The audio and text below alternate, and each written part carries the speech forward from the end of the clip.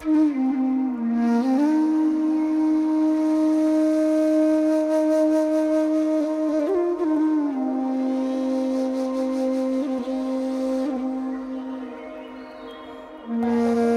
मन्तव्यको लागि 5 मिनेट राखिदिनु होला कृपया। हामीसँग समय त्यति धेरै छैन। विशेष आजको कार्यक्रमको आदरणीय सभापतिज्यू, आदरणीय प्रमुख अतिथिज्यू लगायत अतिथिज्यूहरू सँगसँगै यहाँनिर साहित्यलाई माया गरेर साहित्यलाई उजागर गर्नको लागि साथसाथमा साहित्यभित्रकै विषयहरूलाई सल्लाह र सुझाव सँगसँगै आउने पुस्तामा आफ्नो सल्लाह सुझाव र हस्तान्तरण गर्न उपस्थित हुनुभएका अग्रज व्यक्तित्वज्यूहरूमा नमस्ते, सेवारो अनि नमस्कार साथमा साहित्यिक ज्ञान अभिवादन टक्राउन चाहन्छु। विशेष आज म यहाँ लाइन जगत अनलाइनको माध्यमलाई र विशेष चाहिँ म लाइनलाई प्रतिनिधित्व गरेर उपस्थित भइरहेको छु। हाम्रो कार्यक्रम प्रस्तुताज्यू सँगसँगै यहाँ हाम्रो आदरणीय सभापतिज्यू, उहाँहरू लाइनसँग एकदमै परिचित र नजिक हुनुहुन्छ। त्यसैको एक पात्र म पनि हो, लाइनको एकदमै नजिकबाट युजर भएर आजसम्म लाइनको युजर बनेर चलाइरहेकी छु र आज यो कक्षामा उपस्थित हुन पाउँदा एकदमै धेरै भाग्यमानी र खुसी पनि लागेको छ मलाई। विशेष आज हाम्रो अव्यस्त संयुक्त गजल लोकार्पण कार्यक्रम विमोचन कार्यक्रममा हामीले यो पुस्तकलाई चाहिँ, यो गजल सङ्ग्रहलाई चाहिँ विगत केही दिन अगाडि नै अनलाइनको माध्यमबाट लोकार्पण गरिसकेका थियौँ। त्यहाँनिर हामीले एउटा आफ्नो आवाज मार्फत अदृश्य रूपमा अनलाइनभित्र रहेर लोकार्पण गरिरहँदाखेरि जति एक्साइटेड थियौँ यो गजलभित्र कस्ता कस्ता गजलहरू छन् होला भनेर पढ्नको लागि, सुन्नको लागि, त्यो एउटा हाम्रो पर्खाइको घडीलाई आज लाइभमा यसरी प्रोग्राम गरेर समाप्त गरिदिनु भएको छ हाम्रो एन्थ्रोपोलस परिवारले। एन्थ्रोपोलस परिवारभित्र नै आबद्ध रहेर उहाँहरूले साहित्यमा दिइरहनु भएको योगदानलाई आज हामीले यसरी प्रत्यक्ष रूपमा यो कोठाभित्र देख्न पाइरहेको छौँ र उहाँहरूको त्यो मेहनतलाई, उहाँहरूको त्यो प्रतिभा र क्षमतालाई हामीले समग्र रूपमा अभ्यस्तभित्र देख्न पायौँ। 14 जनाको संयुक्त प्रयास, उहाँहरूको ट्यालेन्ट, उहाँहरूको प्रतिभा र विशेष प्रवासमा रहेर पनि नेपाली साहित्यलाई उजागर गरिरहनु भएको उहाँहरूको जोस र जाँगरलाई अभ्यस्तभित्र देख्न पायौँ। हुन त अभ्यस्तभित्र रहेका गजलहरूमा के कति कमी कमजोरी छ भनेर मैले त्यसको प्रतिक्रिया दिन सक्दिनँ, किनकि साहित्यको क्षेत्रमा एकदमै धेरै अग्रज व्यक्तित्वज्यूहरू, साहित्यको क्षेत्रमा धेरै योगदान दिइसक्नुभएका व्यक्तित्वज्यूहरूलाई आज हामीले यस रुममा, यो कक्षामा पाइरहँदाखेरि र उहाँहरूको अगाडि आएर यसरी अभ्यस्तको बारेमा सुनिरहन पाउँदाखेरि उहाँले दिनुभएको प्रतिक्रियालाई हामी सल्लाह सुझाव मात्रै नभएर आशीर्वादको रूपमा लिनेछौँ लाइन जगतबाट। 14 जना हाम्रो साहित्यकारज्यूहरू, गजलकारज्यूहरू अहिले कतिजना यहाँ उपस्थित हुनुहुन्छ, कतिजना एउटा भिडियो कलमा उहाँहरूले आफ्नो प्रतिक्रियाहरूलाई सुनिरहनु भएको छ प्रवासमा बसेर। पक्कै पनि हजुरहरूले दिनुभएको यो मिठो प्रतिक्रियालाई मैले अहिले भर्खरै पनि भने, सल्लाह सुझाव मात्र नरहेर उहाँहरूले गरिरहन खोज्नु भएको साहित्यको क्षेत्रको योगदानमा आशीर्वादको रूपमा लिनुहुनेछ। समस्त लाइन जगतको प्रतिनिधित्व गरेर यही कुरालाई नै हाम्रो अग्रज व्यक्तित्वज्यूहरू समक्ष राख्न चाहे। गरिएका पक्कै पनि काम गर्दै गर्दाखेरि भएका कमी कमजोरीहरूलाई उहाँहरूले यसरी नै सोच्याइदिनु भयो भनेर प्रतिक्रिया दिनुभयो भने मात्रै हामी लाइन जगतमा रहेर केही गरौँ भनेर जोस्रो जाँगरमा अगाडि बढिरहेका जे जतिजना सङ्गीतलाई माया गर्दै हुनुहुन्छ, साहित्यलाई माया गर्दै हुनुहुन्छ, तपाईँहरूले यसरी नै भनिदिनु भयो भने मात्रै पक्कै पनि हामीले एउटा सुध्रिने बाटो पाउनेछौँ। भोलिको दिनहरूमा फेरि पनि हाम्रो यात्रा यहाँसम्मको मात्रै पक्कै पनि होइन, एउटा अनलाइनकै क्षेत्रबाट प्रवासमा रहेर होस् या हामी देशमै रहेर होस्, साहित्यलाई, सङ्गीतलाई केही गरौँ, नयाँ सृजनाहरूलाई जन्माउँ भनेर अहोरात्र नभनिकन लागिरहेका छौँ। हाम्रो यो बाटोमा, हाम्रो यो यात्रामा तपाईँहरूको सल्लाह सुझाव एकदमै धेरै इम्पोर्टेन्ट छ। हामी सदैव यसलाई सिरोपर गरेर अगाडि बढ्ने जमर्को गर्नेछौँ। यही नै भन्न चाहन्छु लाइन र अनलाइन जगतको यो हाम्रो एउटा यात्रालाई प्रतिनिधित्व गरेर। आज लाइनबाट आएर यसरी धेरैजना हाम्रो आदरणीय अग्रज व्यक्तित्वज्यूहरूसँग मात्रै नरहेर हिजोको दिनमा एउटा फोनको स्क्रिनमा हामीले देखिरहेको व्यक्तित्वज्यूहरूलाई आज यहाँनिर प्रत्यक्ष रूपमा देख्न पाउँदा एकदमै धेरै खुसी छु। यो अवसरलाई जुराइदिनु भएकोमा एन्थ्रोपोलस परिवारलाई धेरै धेरै आभार व्यक्त गर्न चाहन्छु। आउने दिनहरूमा पनि हजुरहरूको एउटा प्रयासरत पाइलाहरू यसरी नै अगाडि बढिरहोस्। सङ्गीतलाई र साहित्यलाई माया गरेर अगाडि बढिरहनुहुने एन्तिर प्लस परिवार, हजुरहरूको यात्रा सदैव अगाडि बढिरहोस् यसरी नै सफलताको साथमा।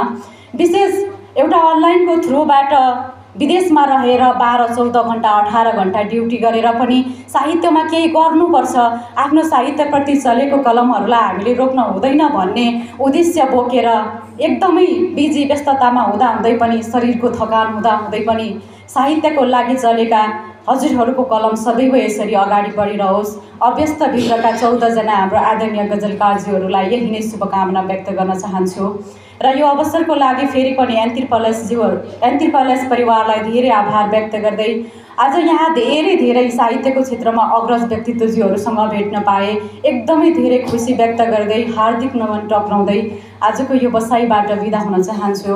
हस्त धन्यवाद, नमस्ते। धन्यवाद साम्यो सुब्बाज्यू। यसै गरी शुभकामना मन्तव्यकै क्रममा छोटो मिठो लगभग 2-3 मिनटको शुभकामना मन्तव्य राखिदिनु हुन सङ्गीत साहित्यकार दामोदर ढकालज्यूलाई आमन्त्रण गर्दछु। अलिकति मिलाएँ है मैले, केन्द्रमा हेर्छु यो देखिरहेछ। हार्दिक धन्यवाद छ कार्यक्रम सञ्चालकज्यू, यस सभाका सभापतिज्यू, अत्यन्त खट्ने मान्छे, वास्तवमा नेपालमा खट्ने निर्माया र उहाँ सङ्गीता ज्यूनी हो सभापतिज्यू। अनि प्रमुख अतिथि आदरणीय ज्ञानवाकर पौडेलज्यू, उहाँसँग त मैले यात्रा पनि गरेको छु, धेरै कार्यक्रमहरूमा हामी सँगसँगै छौँ। नारायण गैरी सरसँग पनि म कार्यक्रममा थिएँ पहिले। अहिले चाहिँ वास्तवमा यो अरू राजन दाई, जनार्दन सर, सुनिल सरको एउटा अभियानबाट त अत्यन्तै प्रभावित लोभिएको पनि छु। मुक्तक भनेपछि बरु गाँस छोड्नुहुन्छ, मुक्तक छोड्नुहुन्न त्यति लाग्नु भएको छ। एकदमै यस्ता व्यक्तित्वहरू यहाँ हुनुहुन्छ, बहुत मजा लाग्छ। र यो नेपाली साहित्य सङ्गीत समूह भनिएको छ, यहाँ चाहिँ के छ भने पहिले हामीहरू गजलको एउटा बेग्लै किसिमको माहौल बनाउँथ्यौँ, तताउँथ्यौँ। ती गजलकारहरू यहाँ हुनुहुन्न। यहाँ हुनुभएको गजलकारहरू यदि यहाँ सबैजना हुनुभएको र उहाँहरूले वाचन गर्नुभएको है, ताली बजाइरहनु पर्छ भन्ने, ताली बजाइदिनु भन्नु पर्दैन थियो। प्रत्येक शेरमा यसरी ताली उहाँहरूले पाउनुहुन्थ्यो, किनभने साहित्य लेखिएकापट्टि हो र वाचन गरेर त्यसलाई कसरी जीवन्त बनाउने भन्ने त्यो पाटो पनि हो, त्यति सशक्त। अनि महेन्द्र भाइले मलाई फोन गर्नुभएको थियो, महेन्द्र स्पन्दन, उहाँसँग चाहिँ मैले धेरै सङ्गत गरेको छु। राजन दाईलाई पनि थाहा छ, एकदमै मिठो वाचन गर्ने, मिठो गाउने, सबैसँग मिल्ने। त्यसपछि उहाँले दामोदर दाई किताब छाप्नु पऱ्यो भन्नुभयो। ठिक छ पठाइदिनु, म व्यस्त हुन्छु भने, किनभने म यही 15 दिनको अवधिमा पनि राजन दाईलाई थाहा छ मैले 7-8वटा पुस्तकहरू चाहिँ लोकार्पण गरिसकेको छु। म अति व्यस्त हुन्छु, खासै समय दिन पनि भ्याउँदिनँ। निर्माया बहिनी र सङ्गीता बहिनी यति खट्नुभयो, यसरी आउनुभयो। अब कमी कमजोरी गल्ती गर्नेको हुन्छ, किनभने यो पनि एउटा मान्छे जस्तै हो। म जन्मेँ होइन, म जन्मेपछि विशेषता हुन्छ, यसको कपाल लामो रहेछ, खुइरिन थालेछ, नाक अलिक लामो रहेछ, यी सबै कुराहरू हुन्छन्। यो काम गर्दै जाँदा हुन्छ। जस्तो अघि नारायण सरले भन्नुभयो, अलिकति सच्याउने बित्तिकै गजलहरू सुन्दर छन्, राम्रा छन्, भाव पक्ष एकदम बलियो छ भन्नुको अर्थ साहित्य भनेकै भावको भुमरी हो, भावनाको भुमरी हो, अरू केही होइन। अब यो पुस्ताले त लेख्नुभयो, अबको पुस्ता त अहिले शिक्षक आन्दोलनमा छ। नेपालमा निजी विद्यालयहरूले खासै नेपाली भाषालाई प्रमोट गर्दैनन्।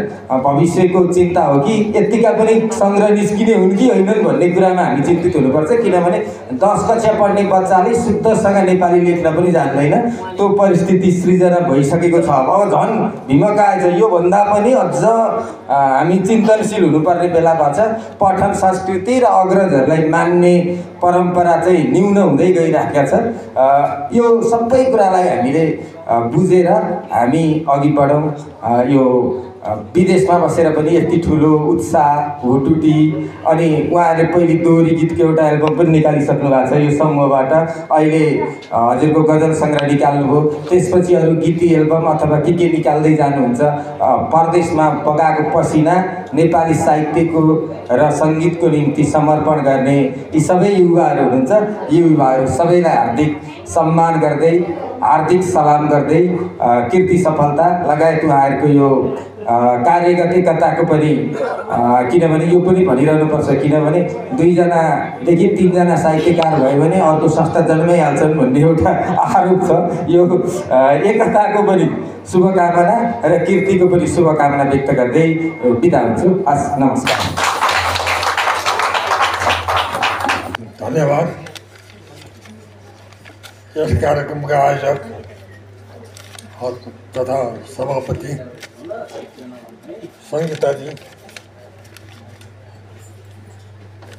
आजका विशिष्ट अतिथि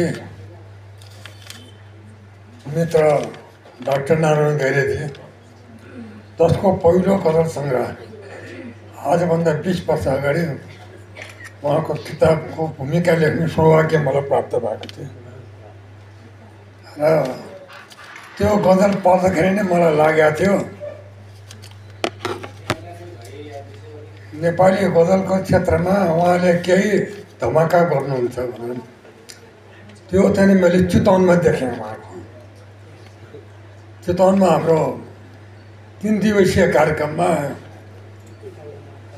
बिहान 9 बजीदेखि राति 9 बजीसम्म हाम्रो बस चलेको थियो छन्दका वाद्यहरूको र हामी जस्तो छन्दमा नलेख्नेहरूको।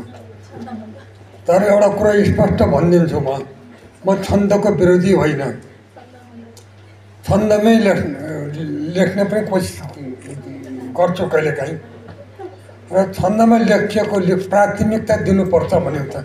तर यहाँ समस्या के भइदियो भने छन्दवादीहरूले आफू पनि आफ्नो उत्तराधिकारी बनाएनन्, आफू मात्रै भने र 8-10 जना मात्रै अहिले मेरो नोटिसमा छन् राम्रो गजल छन्दमा लेख्नेहरू। र छन्दको गजल पढ्दाखेरि मलाई कस्तो लाग्छ भने सुगर फ्री मिठाई खाएको जस्तो। डायबिटिजको किडनीको चाहिँ जोखिम मोलेर मिठाई खानु छ, त्यसमा चाहिँ गुलियो छैन भने त्यो मिठाई खाएको के मलाई अलिक गफ भयो यहाँ। मेरो पालामा यो गफ भयो भने म बोल्न सक्दिनँ। त्यो मिठाई खाएको केही अर्थै हुन्न यदि त्यो गुलियो भएन भने। मिठाई खानु छ, गुलियो भएन। हाम्रो गजल छन्दमा लेखेको गजल त्यही अवस्थामा छ। अझ हामी कहिलेकाहीँ धोबी खोला विष्णुमा चाहिँ कहाँ कहाँ जान्छौँ, दायाँ बायाँ खुब राम्रो छ, सडक पनि चिल्लो छ, फुलका बिरुवा रोपेको छ, तर त्यो खोलाको पानी प्रदूषित छ, खान लायकै छैन। त्यसै यो गजलको विकासलाई हामीले विकास नभनेर सुस्त गतिमा गतिशील भएको अवस्थामा छ भनेर हामीले चित्त बुझाउने अवस्था मात्रै छ। गर्व गर्ने लायक अहिले गजलमा छैन। बरु गजलभन्दा धेरै मुक्तकले धेरै फर्को मारिसकेको छ। म धेरै आजभन्दा 15-20 वर्ष अगाडि राम्रो गजलकार छ भन्नु छ भने मुक्तक लेख्नु धेरै ठाउँमा म उद्घोष गर्थेँ। आज मुक्तकले गजललाई उचिनेर अगाडि बढ्ने अवस्थामा आइसक्यो। गजलकारले चेत्नुपर्ने अवस्था छ, सतर्क हुनुपर्ने अवस्था छ। अब साथै अर्को के भने गजल लेख्नेहरूले एउटा विचार गर्नुपर्ने कुरा अमर हुने कि लोकप्रिय हुने। अमर हुनु र लोकप्रिय हुनु फरक कुरा हो। लोकप्रियताको आयु छोटो हुन्छ, अमरताको आयु दीर्घकालिक हुन्छ। तर अमर हुनु छ भने थोरै लेख्ने, राम्रो लेख्ने। भुपीले कतिवटा किताब लेखेको छ, एउटा हुन त 2टा के पछि पनि निकाल्यो, तर त्यो किताबको चर्चा हुँदैन। त्यही घुम्ने मेचमाथि अन्धो मान्छे, त्यसमा पनि 5वटा कविताले उसलाई अमर बनाएको छ। सङ्ख्यात्मक हिसाबले धेरै लेखेर पाठकलाई बोर गर्ने अधिकार हामीलाई छैन। अनि थोरै लेख्ने हाम्रो सुनिलजीको एउटा किताब निस्किएको छैन, अहिले मुक्तकमा सेलिब्रेट हुन लागिसक्यो, मलाई ईर्ष्या लाग्न थालिसक्यो। सुनिल अधिकार छ त्यस्तो भन्नु पऱ्यो। हाम्रो चाहिँ नि निलञ्जनलाई चाहिँ यही छ, एउटा किताब मात्रै निस्किएको छ। उहाँले क्रिकेटमा चौका हाने जस्तो गर्दैन, छक्का हान्छ नि।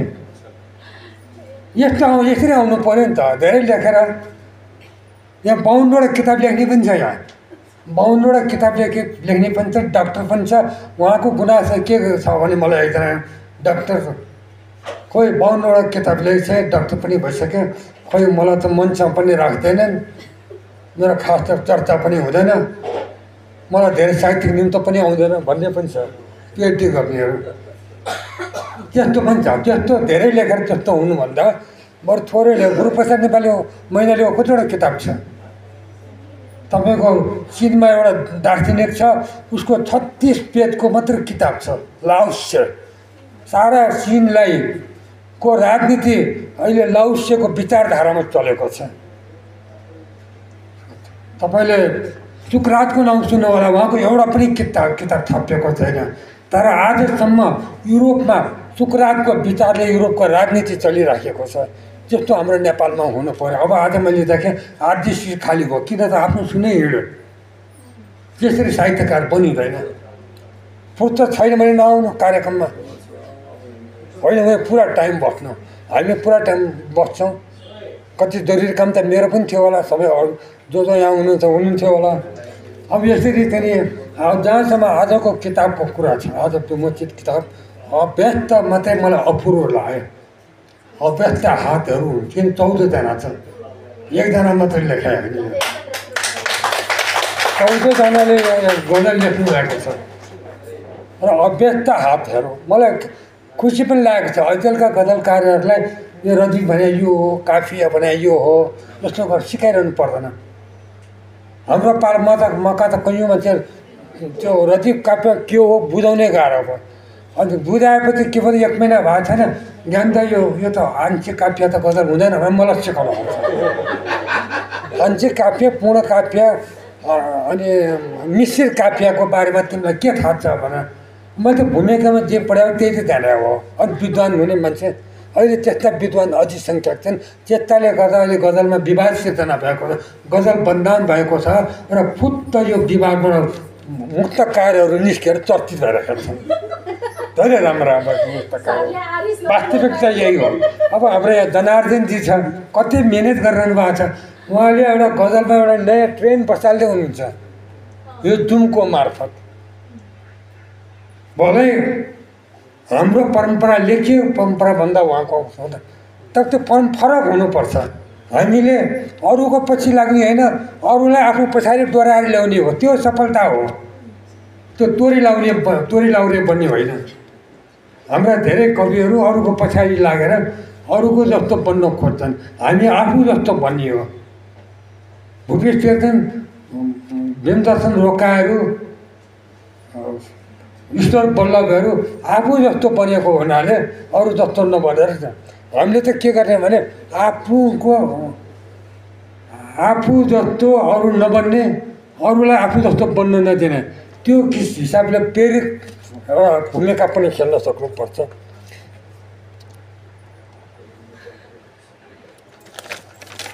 अब अर्को यहाँ मलाई एकदम खुसी लाग्यो, मेरो अत्यन्त प्रिय गजलकार हिन्दी उर्दू भाषाका साहिल लुधियानवी।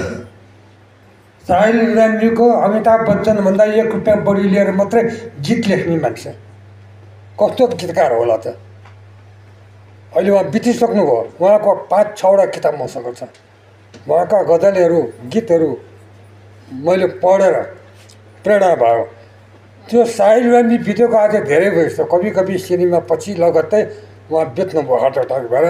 आज चाहिँ साहिल लुधियानवी मेरो अगाडि जीवित भएर आउनुभयो। ठ्याक्क दुरुस्त अनुहार हाम्रो दामोदर चाहिँ रोपी फुकाल्नुहोस् त, ट्याक्कै दुरुस्त अनुहार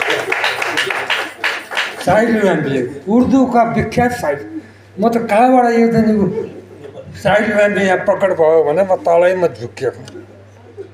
उहाँ लेख्नुहुन्न त बेग्लै कुरा छ, तर त्यस्तो संयोग पनि मिल्दो रहेछ। तपाईँ खोजेर हेर्नुहोस्, सर्च गरेर देख्नुहुन्छ।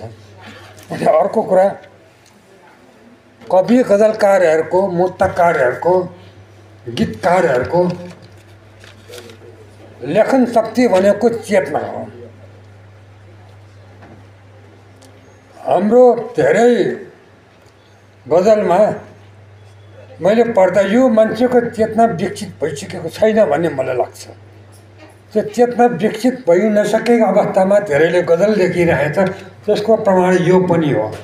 तर हामीले सन्तोष मान्नुपर्ने आधार के छ भने जुन बेला म गजल लेख्थेँ सुरुमा यतिको गजल म लेख्न सक्दिनँ। तर आज जुन यहाँ आएँ मेरो 50 वर्षको अभ्यासले हो। र गजलको बारेमा कसैले केही सोध्यो भने त्यो प्रतिवाद गर्ने, उसको तर्कलाई पराजित गर्ने त्यो सामर्थ्य विकसित भएको हुनाले म यहाँ आएर उभिन सकेको हो। गजल लेखेर मात्र होइन। तपाईँले पनि राम्रो गजल लेख्न चाहनुहुन्छ भने, पहिचान बनाउनु छ भने साहित्यमा त्यो क्षमता रिजर्भलाई राखेर मात्रै गजल लेख्नु। कसैले तपाईँको गजल भएन भने किन भएन भन्न सक्ने तपाईँको हिम्मत राखेर तपाईँले त्यो गजल लेख्नु। होइन भने तपाईँ मैले देख्दै यस्तै म्यागबाट यस्तै कार्यक्रमबाट मैले उज्जवल भविष्य देखेको गजलकार आज निराशाको शिकार भएर पलायनवादी भएका छन्। त्यो स्थिति नआउनुको लागि बरु थोरै लेखेर राम्रो लेख्नुहोस् भन्न खोजेको हुँ। अब भन्नुपर्ने कुरा त धेरै छ। आधा हल खाली भइसक्यो। सुन्नुपर्ने मान्छे पनि कम छ। मैले आफ्नो मन्तव्य पनि कम गर्नुपर्ने जस्तो लागेर जे भन्नुपर्ने छ म त्यो गजलबाट भन्छु। त्यो गजलले पर्याप्त 7वटा शेर छ। 7वटा शेरले तपाईँले बुझ्नु ग्रहणशीलता छ भने मेरो मन्तव्य सबै त्यसैमा हटाउँछ। अब हाम्रो मानन्दर अभागी चाहिँ मैले हेर्दा 20 वर्षमा उहाँले कति आलोचना पनि बेहोर्नु भएको छ, प्रशंसा पनि बेहोर्नु भएको छ। उहाँले त्यो प्रशंसाबाट मात्तिनु पनि भएन, आलोचनाबाट आत्तिनु पनि भएन। त्यो कारणले आज मानन्दर अभागी चाहिँ पनि यहाँ हुनुहुन्छ। मैले उहाँलाई आजभन्दा 15 वर्ष अगाडि एउटा ठुलै पुरस्कार दिएको थिएँ। म मुख्य निर्णायक हुँदा मेरो धेरै विरोध भयो। तर तिनीहरूले ज्ञान दाइले भनेको कुरो सही रहेछ भन्ने थालेको छ। मलाई पनि भन्थ्यो भेटेर, र मलाई पनि गर्व लागेको थियो मेरो चुनाव सही रहेछ। अहिले सुन्नुभयो नि त, तपाईँ सबैले सुन्नुभयो उहाँको त्यो प्रस्तुति, स्वर र चाहिँ त्यो गीतका भावहरूको त्यो सन्तुलित समन्वय, त्यो मलाई घट लाग्यो। उहाँको स्वर त गायन लायक त थिएन, तर उहाँले अभ्यास र चाहिँ उसले चाहिँ खारिएर यो अब किशोर कुमारलाई पनि कुनै बेलामा उसको दाजुले अशोक कुमारले त गायक नबन, तेरो स्वर गायक बन्न लायक छैन भन्दा पनि गायक हो। उसले कहीँ सिकेको होइन। किशोर कुमारले कहीँ कुनै सङ्गीत पाठशालामा सिकेको होइन। इन्डियाको आफ्नो आत्मविश्वास र लगनशीलता, दीर्घकालीन लगनशील ऊ राम्रो मोहम्मद रफीको टक्करमा आयो। यो स्थिति हाम्रो साधनाको कति महत्त्व छ भन्ने कुरा हाम्रो मानन्दर अभागीबाट पनि हामीले सिक्नुपर्छ। अब छोडिदिउँ, खैर म जे भन्नु छ सबै कुरो मैले आज भने भोलि मैले के बोल्ने, भोलिको विषय पनि मलाई अभाव हुन्छ। अब म गजल सुन्छु। कायम आफ्नो अहिले पहिचानको सङ्कट छ धेरैलाई, चिनारीको सङ्कट छ। त्यही भएर चुत्र प्रतियोगिता भइरहेको छ। प्रतिस्पर्धा हुनुपर्छ कविको बिचमा, तर त्यो क्रिएटिभ प्रतिस्पर्धा हुनुपर्छ, चुत्र प्रतिस्पर्धा होइन। हाम्रो यहाँ चुत्र प्रतिस्पर्धा 80% भइराखेको छ। कायम आफ्नो पहिचान राख्नु। माइक तल अगाडि पछाडि पऱ्यो क्या? कायम आफ्नो युवा गजलकारहरूलाई, मुक्तकारलाई पनि कायम आफ्नो पहिचान राख्नु। कायम आफ्नो पहिचान राख्नु, जारी तिम्रो यो उडान राख्नु। कायम आफ्नो पहिचान राख्नु, जारी तिम्रो यो उडान राख्नु। नभेटिएला कोही तिमीलाई चिन्ने, नभेटिएला कोही तिमीलाई चिन्ने, किनेर आइना बढे मान राख्नु। नभेटिएला कोही तिमीलाई चिन्ने, किनेर ऐना बढे मान राख्नु। कायम आफ्नो पहिचान राख्नु, नगर्नु कहिले अरूको ईर्ष्या। यहाँ त के छ भने अरूले राम्रो राख्यो भने लेख्यो भने ईर्ष्या, अरूले नराम्रो लेख्यो भने उसलाई खेदो गरेर आफ्नो अहमको तुष्टिकरण गर्ने त्यो परिपक्ति छ। यो उपदेशमूलक पनि होइन। नगर्नु कहिले अरूको ईर्ष्या, मिठो सधैँ मुस्कान राख्नु। नगर्नु कहिले अरूको ईर्ष्या, मिठो सधैँ मुस्कान। तपाईँ हाँस्या जस्तै हो। तपाईँलाई भने मिठो सधैँ मुस्कान राख्नु, कायम राख्नु, पहिचान राख्नु। बोल्न जाने जिब्रोमा अमृत, बोल्न जाने जिब्रोमा अमृत, नजाने बिख ध्यान राख्नु। बोल्न जाने जिब्रोमा अमृत, नजाने बिख ज्ञान राख्नु, कायम आफ्नो पहिचान राख्नु। यहाँ यो दारीवाला क्यामेराम्यान हुनुहुन्छ कहाँ, उहाँ पनि दारी छ। लाग्यो भने दारीमा आगो, लाग्यो भने दारीमा आगो, टिक्दैन जुङ्गा ध्यान राख्नु। लाग्यो भने दारीमा आगो, टिक्दैन जुङ्गा ध्यान राख्नु, कायम आफ्नो पहिचान राख्नु। कात्रोमा गोजी हुँदैन हेर, कात्रोमा गोजी हुँदैन हेर, बिक्रीमा किन इमान राख्नु। कात्रोमा गोजी हुँदैन हेर, बिक्रीमा किन इमान राख्नु, कायम आफ्नो पहिचान राख्नु। मन्दिर होस् गाउँ बाहिरै, हाम्रो यहाँ बिडम्ना हेर्नुहोस्, भिडभाडमा हुनुपर्ने मसान एकान्तमा टाढा, बीच बजारमा हुनुपर्ने थियो मसान त एकान्तमा हुनुपर्ने मन्दिर, जहाँ गएर निर्विघ्न ध्यान गर्न सकियोस्, इस प्रार्थना गर्न सकियोस्। उल्टो छ, मन्दिर होस् गाउँ बाहिरै, बत्तीभित्र मसान राख्नु। मन्दिर होस् गाउँ बाहिरै, बत्तीभित्र मसान राख्नु, कायम आफ्नो पहिचान राख्नु। जारी तिम्रो यो उडान राख्नु। धन्यवाद। जुन कार्यक्रमको अन्तिम चरणमा पुगिसकेका छौँ, अबको क्रममा भने उपस्थित प्रमुख अतिथि, विशिष्ट अतिथि लगायत अतिथिहरूलाई मायाको चिनो वितरण गरिदिनु हुनका लागि आज यस लोकार्पण कार्यक्रमकी सभापति सङ्गीता खरेलज्यूलाई अनुरोध गर्दछु।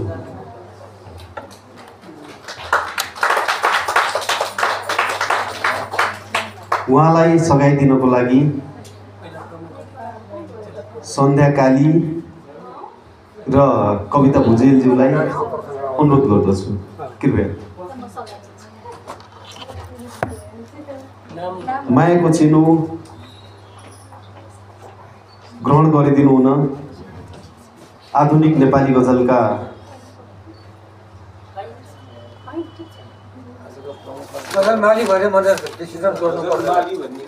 गजलका पुनरुत्थानकर्ता गजल सम्राट ज्ञानप्रकाश पौडेलज्यूलाई अनुरोध गर्दछु।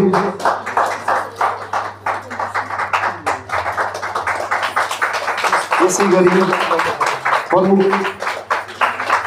विशिष्ट अतिथि डाक्टर नारायण गैरेज्यू, समालोचक विशिष्ट अतिथि नारायण गैरेज्यू, यसै गरी अतिथि जनार्दन अधिकारी धर्कनज्यू र यसै गरी राजन नेउपानेज्यू, अतिथि राजन नेउपानेज्यू, यसै गरी अतिथि सुनिल अधिकारीज्यू, यसै गरी अतिथि नीलाञ्जना भारद्वाजज्यू,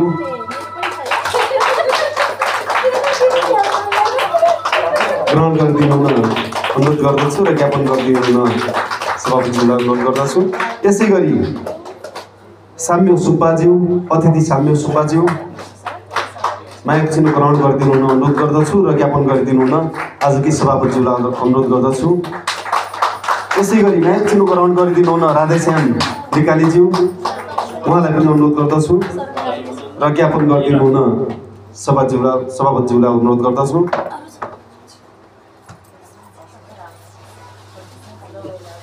यसै गरी मायाको चिनो ग्रहण गरिदिनु हुन दामोदर ढकालज्यूलाई अनुरोध गर्दछु र ग्रहण गरिदिनु हुन दामोदर ढकालज्यू र ज्ञापन गरिदिनु हुन सभापतिज्यू। यसै गरी अभागी मानन्दज्यू वरिष्ठ साहित्यकार अभागी मानन्दज्यूलाई पनि मायाको चिनो ग्रहण गरिदिनु हुन अनुरोध गर्दछु र यसै गरी मैले गुरुआमा भन्ने गर्छु त्रिपुरा पौडेलज्यू उहाँलाई पनि मायाको चिनो ग्रहण गरिदिनु हुन अनुरोध गर्दछु र ज्ञापन गरिदिनु हुन आजको यस कार्यक्रमको सभापतिज्यूलाई अनुरोध गर्दछु।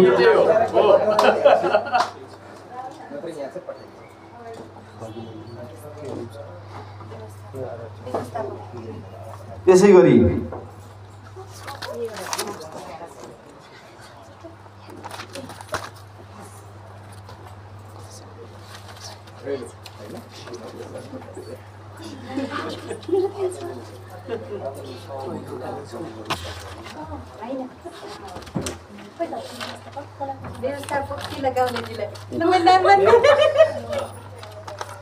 यसै गरी मायाको चिनो ग्रहण गरिदिनु हुन यस कार्यक्रमका व्यवस्थापक बिहानदेखि खटिरहनु भएको व्यक्ति हामी आउँदा जम्मै तयारी गरिसक्नु भएको थियो तिलक गाउँलेज्यूलाई मायाको चिनो ग्रहण गरिदिनु हुन हार्दिक अनुरोध गर्दछु र ज्ञापन गरिदिनु हुन मायाको चिनो ज्ञापन गरिदिनु हुन आजका प्रमुख आकर्षक आधुनिक नेपाली गजलका पुनर्स्थापनकर्ता आदरणीय व्यक्ति गजल सम्राट ज्ञानवाकर पौडेलज्यूलाई मायाको चिनो वितरण गरिदिनु हुन हार्दिक अनुरोध गर्दछु।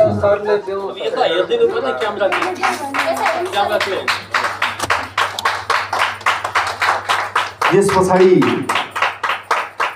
सभापतिज्यूको समापन रहनेछ र त्यस पश्चात तपाईहरुमाझ वितरण गरिएका पुस्तकहरू त्यो तपाईहरुको लागि हो। आजको कार्यक्रममा उपस्थिति हुनेहरूलाई प्रत्येकलाई एक-एकवटा पुस्तक उपहार स्वरूप दिइनेछ र त्यस पश्चात अन्तिममा खाजाको व्यवस्थापन गरेको छ। खाजा खाएर मात्र यहाँदेखि हामी लाग्नेछौँ। यही बिचमा मैले मौका पाएँ दूर दराजकी एकजना गजलकार बहिनी म मञ्चमा गएर वाचन गर्न सक्दैन दाइ तपाईँ गरिदिनुहोस् भनेर दिनुभएको थियो। गजल मलाई निकै मन पर्यो। यहाँ फोटो सेसन हुँदै गर्छ, तपाईँहरू आँखाले फोटो सेसन हेर्नुहोस्, कानले गजल सुनिदिनुहोस्। निकै मिठो गजल छ है। जाजरकोटकी स्रष्टा राजकुमारी बहिनीको एउटा गजल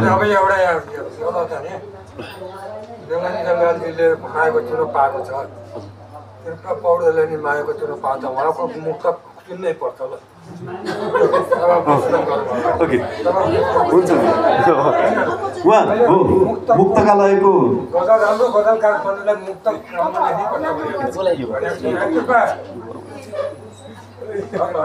म बोलाउने छु हजुरलाई। यो दूर दराजकी जाजरकोटकी स्रष्टा बहिनी गुण छोडी रहेछन् चराहरू, गुण छोडी रहेछन् चराहरू, गुण छोडी रहेछन् चराहरू, बढेर दिनदिनै खतराहरू, बढेर दिनदिनै खतराहरू, गुण छोडी रहेछन् चराहरू। घुम्न मुसाफिर फुलले सुगन्ध नछोडेरै हो, फुलले सुगन्ध नछोडेरै हो, फुलले सुगन्ध नछोडेरै हो। पागल हुँदैछन् भमराहरू, पागल हुँदैछन् भमराहरू, फुलले सुगन्ध नछोडेरै हो। पागल हुँदैछन् भमराहरू, पागल हुँदैछन् भमराहरू पानीले भोक नमेटिएपछि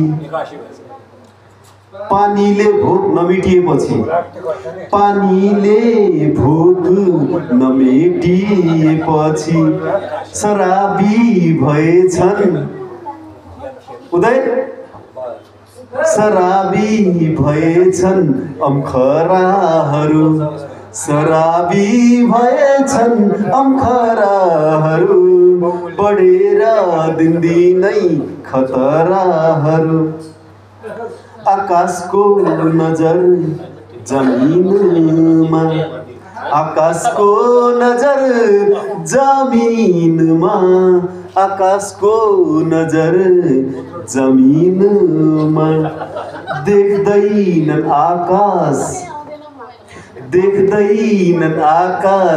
जराहरू देख्दैनन् आकाश जराहरू गुण छोडिरहेछन् चराहरू बढेर दिनदिनै खतराहरू बढेर दिनदिनै खतराहरू।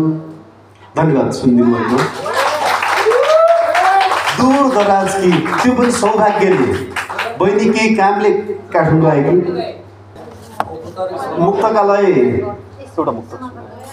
मुक्तकालय नेपालकी अध्यक्ष उहाँको नसुनी भएन हुन पनि हो नसुनी भएन गुरुले भन्नुभयो उहाँको उहाँलाई मुक्तकको लागि मुक्तक वाचन गरिदिनको लागि आमन्त्रण गर्दछु। भलै होस् यो भ्रम सही यही भ्रम सुनिरहँ जस्तो भावनाको एउटा दुनियाँमा अर्को भावना बुनिरहँ जस्तो भलै होस् यो भ्रम सही यही भ्रम सुनिरहँ जस्तो भावनाको एउटा दुनियाँमा अर्को भावना बुनिरहँ जस्तो यस्तो लाग्यो कथा तिमी मिठो कविता पनि तिमी यहाँ सबैजनाको सुनिराख्दाखेरि यस्तो लाग्यो कथा तिमी मिठो कविता पनि तिमी तिम्रै आँखा पढिरहँ मात्र तिमीलाई सुनिरहँ जस्तो। मेरो अब यसको लगआउट छ कसरी गर्ने मैले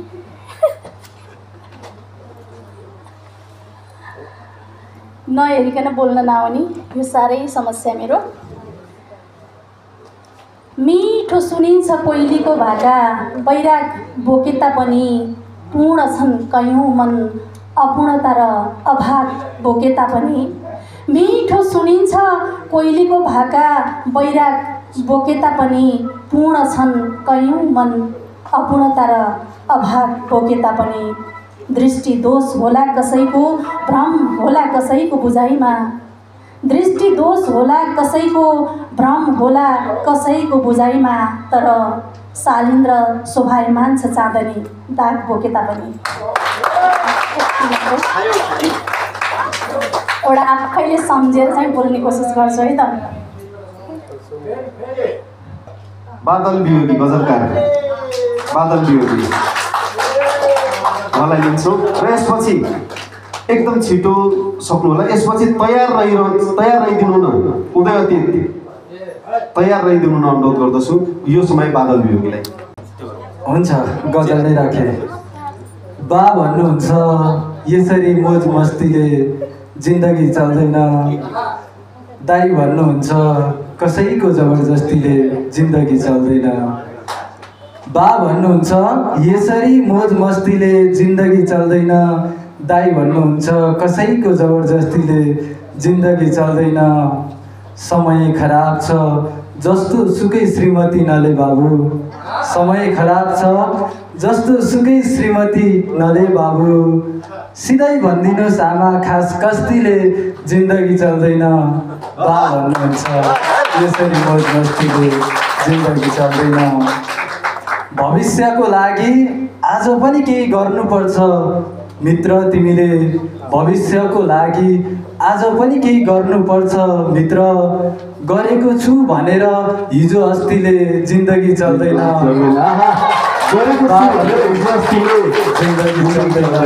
बा भन्नुहुन्छ यसरी मोज मस्तीले जिन्दगी चल्दैन।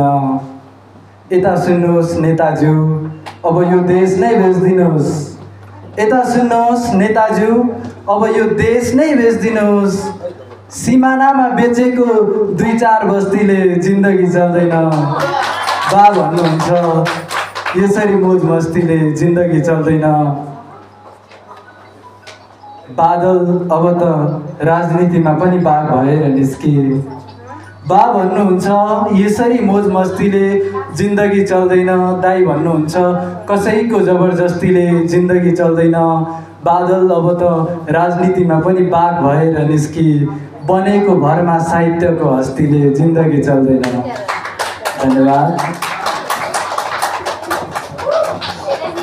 मिठो मिठो गजल, मिठो सुन्नु भयो। अब अन्तिममा उदय प्लिज, हामीसँग समय एकदम कम छ, 1 मिनटमै सक्नु होला। अन्तिम गजल, यो आजको कार्यक्रमको अन्तिम गजल लिँदैछौँ हामी। कृपया कसैले पनि मन नदुखाउनु होला, हामीसँग एकदम छोटो छ। यो पनि मैले एकदमै तन्काएर उहाँहरूलाई लिएको हुँ। तपाईँ सिधै गजलमा प्रवेश गर्नु होला। धन्यवाद। विशेष धन्यवाद कार्यक्रम सञ्चालकज्यूलाई। म कतै पनि भूमिका नभएदेखि यहाँ उपस्थित हुनुभएका सम्पूर्णलाई नमन गर्दै म आफ्नो गजल राख्न चाहेँ। किन्न परेको छ परदेशमा पानी पनि, किन्न परेको छ परदेशमा पानी पनि, सोचे जस्तो भएन यार यो जिन्दगानी पनि। देशको हालत नसुध्रेकै कारणले गर्दा, यो देशको हालत नसुध्रेकै कारणले गर्दा खेर गएको छ मेरो आधा जवानी पनि। खेर गएको छ मेरो आधा जवानी पनि, सोचे जस्तो भएन यार जिन्दगानी पनि। गाउँ छोडेकै दिनदेखि म बिरानो भएँ। यो गाउँ छोडेकै दिनदेखि म बिरानो भएँ। ओबानो छैन यी आँखाका नानी पनि, ओबानो छैन यी आँखाका नानी पनि। खेर गएको छ आधा मेरो जवानी पनि। गाह्रो रहेछ परदेश भन्ने ठाउँमा बस्न, गाह्रो रहेछ परदेश भन्ने ठाउँमा बस्न। गाह्रो रहेछ परदेश भन्ने ठाउँमा बस्न। पुग्छ पुग्दैन भोलिको दिनमा मेरो खरानी पनि, पुग्छ पुग्दैन भोलिको दिनमा मेरो खरानी पनि। सोचे जस्तो भएन यार जिन्दगानी पनि। मैले मेरै देशमा रोजगार पाएको दिन, मैले मेरै देशमा रोजगार पाएको दिन, मैले मेरै देशमा रोजगार पाएको दिन। हाँसेरै च्याप्न सक्छु यो राजधानी पनि, राजधानी पनि। मैले मेरै देशमा रोजगार पाएको दिन, हाँसेरै च्याप्न सक्छु यो राजधानी पनि। किन्न परेको छ परदेशमा पानी पनि, सोचे जस्तो भएन यार यो जिन्दगानी पनि। गजब राम्रै लेख्ने मान्छे हो उदय अतीत। अब मैले अन्तिममा 2वटा गजल भनेको थिएँ, फेरि 2वटा मुक्तक लिन्छु एउटै व्यक्तिको। अन्तिममा यस कार्यक्रमको अन्तिम मुक्तक हुनेछ यो। अन्तिम 2वटा मुक्तक सुनिल अधिकारी सरलाई, आजका अतिथि सुनिल अधिकारीज्यूलाई मुक्तक राखिदिनु हुन हार्दिक अनुरोध गर्दछु। हार्दिक धन्यवाद सञ्चालक भाइ। जानी नजानी पनि थोरै थोरै हँसाउँदै कार्यक्रमलाई यहाँसम्म लिएर आउनुभयो सञ्चालक भाइले। यो उहाँको सायद पहिलो अनुभव होला जस्तो लाग्यो। हुन त मुक्त बोल्नलाई भनेर मलाई माइक दिनुभएको छ, तर 2 शब्द केही त्योभन्दा अगाडि मनको कुरा मलाई बताउनु मन लाग्यो। यो गजलको कार्यक्रममा मैले हाम्रो सङ्गीता म्यामलाई भनेको पनि थिएँ, गजलको कार्यक्रममा सकेसम्म मञ्चमा गजल सम्बन्धी नै व्यक्तिहरू राख्नु राम्रो, त्यसमाथि पनि थोरै राख्नु राम्रो। म मुक्तकार गजलको विषयमा त्यति धेरै केही जान्दिनँ र पनि सम्मान साथ मलाई मञ्चमा राख्नुभयो। आयोजक सहित विशेष गरेर सङ्गीता म्यामलाई हार्दिक धन्यवाद भन्दछु र मुक्तकमा प्रवेश गर्दैछु। चाहे हार्नेकै गलामा जयमाला झुलोस् फरक पर्दैन, चाहे हार्नेकै गलामा जयमाला झुलोस् फरक पर्दैन, मुस्कानको बर्कोमा विषको प्याला खुलोस् फरक पर्दैन, चाहे हार्नेकै गलामा जयमाला झुलोस् फरक पर्दैन, मुस्कानको बर्कोमा विषको प्याला खुलोस् फरक पर्दैन, पवित्र आस्था हो मेरो डगमगाउँदैन कहिल्यै, पवित्र आस्था हो मेरो डगमगाउँदैन कहिल्यै, चाहे मन्दिरकै छेउमा बधशाला खुलोस् फरक पर्दैन।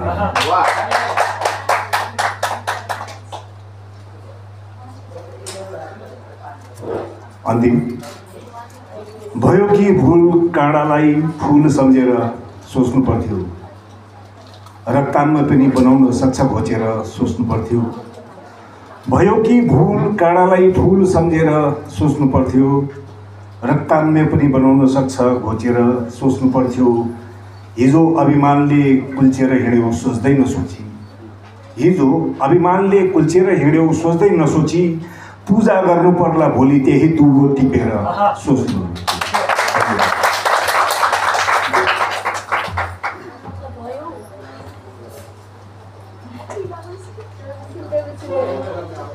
धन्यवाद। गजब मिठो दुईवटा मुक्तक राखेर जानुभयो। अब हामी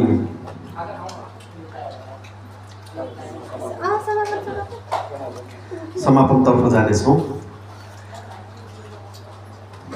एनएसएस नेपाली साहित्य सङ्गीत समूहको दोस्रो स्वर्णिम उत्सव,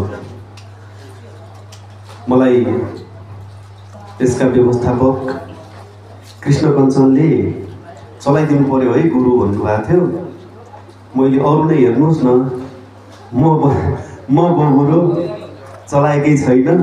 हुन त मैले प्रवासमा रहँदा रेडियो कार्यक्रम चलाउने गर्थेँ, युनिक मिडिया ग्रुप रेडियो कार्यक्रम स्काइपबाट हुन्थ्यो वर्षौँ, झन्डै 1 दशकभन्दा अगाडि। त्यसपछि भाषण गर्न चाहिँ सक्छु, कार्यक्रम चलाउने त्यो बानी थिएन। कोही छैन, तपाईँले नै गरिदिनु पऱ्यो, जसरी हुन्छ भनिसके पछाडि ल हुन्छ म गरिदिन्छु भनेको थिएँ। यो सौभाग्य हो मेरो लागि। मैले कोही स्कुले जीवनमा चाहिँ चलाएको थिएँ कार्यक्रमहरू, त्यस पछाडि आज यो केही त्रुटि पनि भयो होला, केही कमी कमजोरी भयो होला, तपाईँहरूले पहिलोपटक रहेछ भनेर स्वीकार दिनु होला।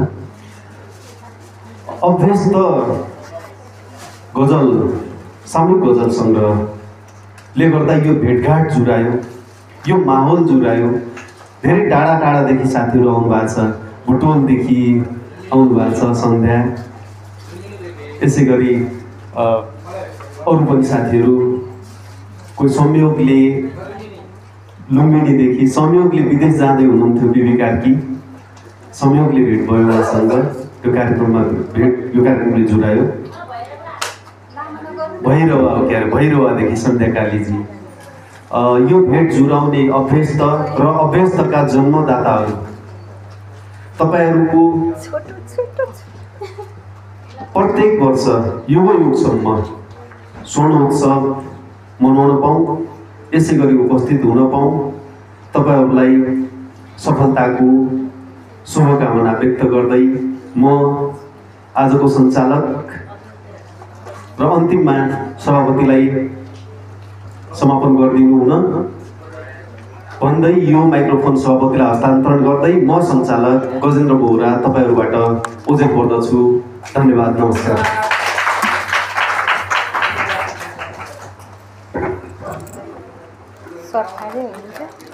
पहिला चाहिँ हाम्रो सुतेको छ कि अहिले ठिक छ। ए जिन्दगी त हराउन, ए जिन्दगी त हराउन म जित्ने प्रयासमा छु, आँसु लुकाउँदै मुस्कान देखाउने अभ्यासमा छु।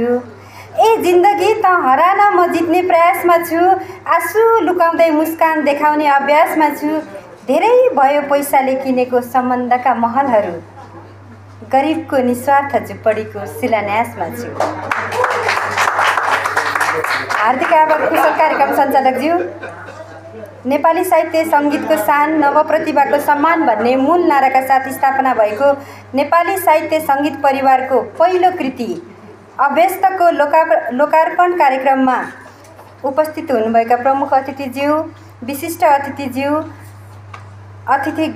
सम्पूर्ण अतिथिज्यूहरू, हाम्रो निम्तलाई स्वीकारेर यस कार्यक्रममा पाल्नुभएका विभिन्न सङ्घ संस्थादेखि पाल्नुभएका सम्पूर्ण अतिथिज्यूहरूमा हार्दिक नमन तथा आभार व्यक्त गर्न चाहन्छु।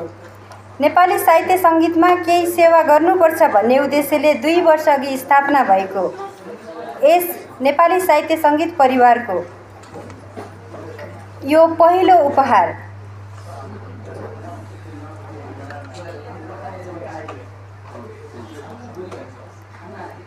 छोटो बनाऊँ भनेको कहाँ गयो क्या लामो थियो, छोटो बनाऊँ भनेको हराएछ कि त्यसैले सिधाइदियो है त। त्यसै नेपाली साहित्य सङ्गीतमा केही सेवा गर्नुपर्छ भन्ने उद्देश्यले 2 वर्ष अघि स्थापना गरिएको लाइन नामक एप्सबाट प्रमुख संस्थापक ईश्वर छेत्रीज्यू, संस्थापिका सुनिता छेत्रीज्यू, सल्लाहकार रमेश छेत्रीज्यू र व्यवस्थापक कृष्ण कुँवर कञ्चनज्यूहरूले कुना कन्दरामा रहेर प्रतिभा लुकेर रहेका खोजी एउटै मालामा उनेका नेपाली साहित्य सङ्गीत समूहको साङ्गीतिक कोसेली पनि बजारमा आइसकेको छ। दोस्रो वर्षमा कोसेली स्वरूप बनेर गजल सङ्ग्रह आज लोकार्पण भएको छ। अभ्यस्त एउटा यस्तो भाग्यमानी सन्तान हो जसले 14वटा अभिभावक एकैचोटि प्राप्त गरेको छ। त्यसमा हामी सबैजना एकदम खुसी छौँ। त्यसैले म लगायत आज टिमबाट अभ्यस्त माफी गर्नु है, पहिलोचोटि भएर यसै गरी हजुरहरूको साथ समर्थन पाइरहँ भन्ने आशा गर्दै यो पहिलो कार्यक्रम पक्कै पनि भुलचुक धेरै नै भएको छ। सबैजना हाम्रा स्रष्टाहरू बाहिर हुनुहुन्छ। थोरै समयमा पनि यसरी आएर साथ समर्थन गरिदिनु हुने सम्पूर्ण अग्रज साहित्य मनहरूलाई हार्दिक आभार व्यक्त गर्दै आजको कार्यक्रम समापन भएको घोषणा गर्छु। एकछिन एउटा भुलचुक भएको छ। आजको कार्यक्रममा सुरुदेखि अन्त्यसम्म कार्यक्रम यसरी कुशलपूर्वक सञ्चालन गरिदिनु हुने हाम्रा आदरणीय सञ्चालकज्यूलाई चाहिँ मायाको चिन्ह दिन छुटेको रहेछ। त्यसैले प्रमुख अतिथिज्यूबाट मायाको चिन्ह हस्तान्तरण गरिदिनु हुन हार्दिक अनुरोध गर्दछु।